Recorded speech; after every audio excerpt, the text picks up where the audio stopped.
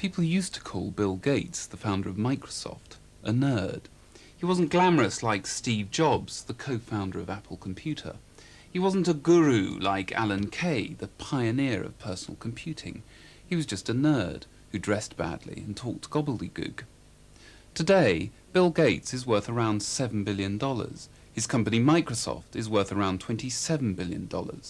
And the Windows interface is to be found on 9 out of every 10 PCs sold throughout the world. Today, if you call Bill a nerd, you do it nicely.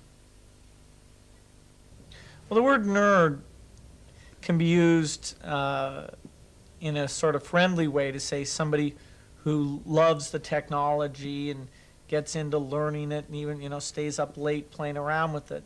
That's a positive sense, and that I fit that description.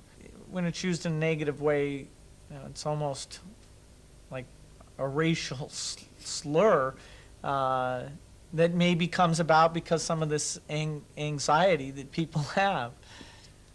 Some of that anxiety might come from the fact that Bill Gates isn't content with his Windows system running just a few PCs. He wants it to run the world, spreading like a computer virus into our faxes, our phones, our TV sets, and yes, even our toasters. Television, they once said, was a window on the world. Binary Bill wants to put the world in a window.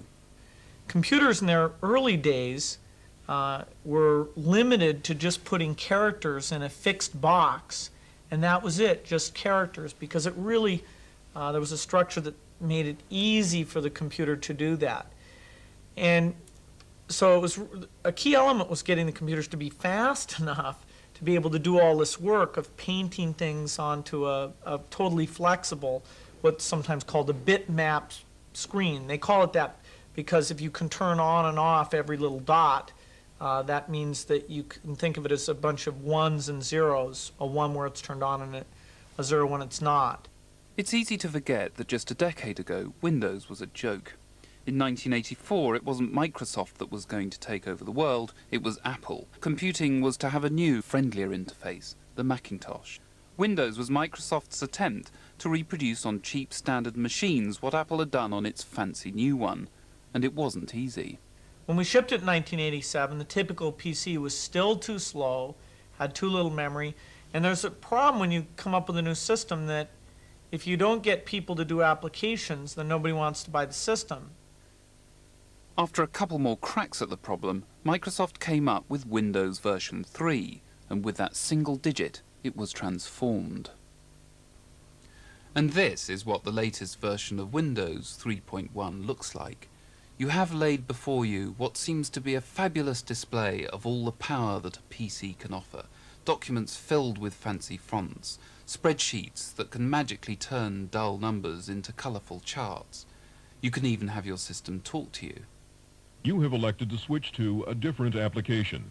And you have that buzziest of buzzwords, multimedia, delivering music, animation, sound, and even, given a huge amount of hardware and a following wind, a crude sort of video.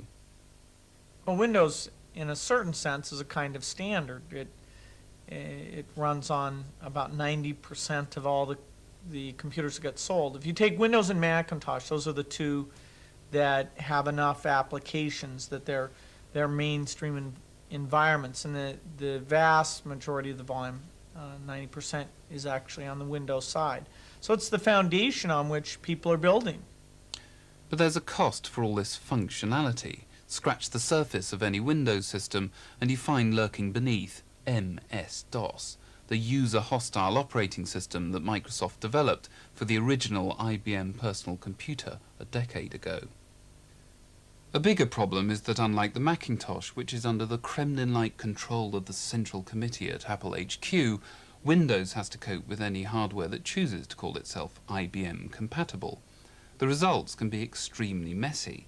Add a CD-ROM drive from one manufacturer, a sound card from another, a scanner from a third, a high-resolution graphics card off the back of a lorry and a couple of stickers, and you've got a drunk on a bicycle, supremely confident of its rock-solid stability while being liable to crash at any moment. The next version of Windows, codenamed Chicago and due out later this year, will, we're told, solve such problems. Under the title Microsoft at Work, it's destined to become the standard interface for controlling all office equipment, PCs, faxes, phones, printers and pocket computers. Printing complete. For Microsoft, however, perhaps the biggest challenge lies beyond the office and in the home. As mania about the information superhighway builds, as excitement for 500-channel interactive smart TV grows, Microsoft ultimately hopes that it will be its window that opens up this brave new virtual world.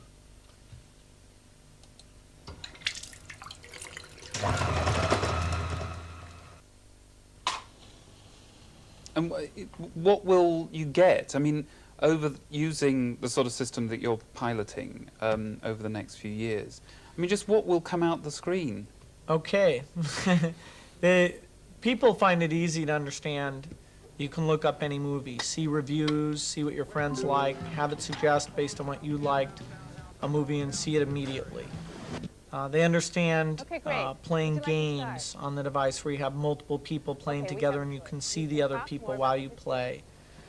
They might not appreciate you can enhance TV shows and where you have a contest you can bet, or where you have baseball you can get additional information, buy tickets. If you have music TV, you can buy the CD, find out about the concert, or send in fan mail. You can get government information instead of going and waiting in line or filling out forms. You can do all that right there at your PC. Do you think it's sort of definitely going to happen, or do you think that Oh, absolutely. Why do you think? You think there's the demand out there for this sort of thing? Or do you think it's just there's so much money being put into it by... No. It's all based on the demand. But I can't use some mathematical proof to show you there's demand. At the heart of it, there's intuition here. In the same way that we bet our company on Windows, we're betting our future on our vision of the information highway and spending over $100 million a year and putting all of our reputation on the line, that there will be a lot of highway activity that's important and that our software will be a major part of that.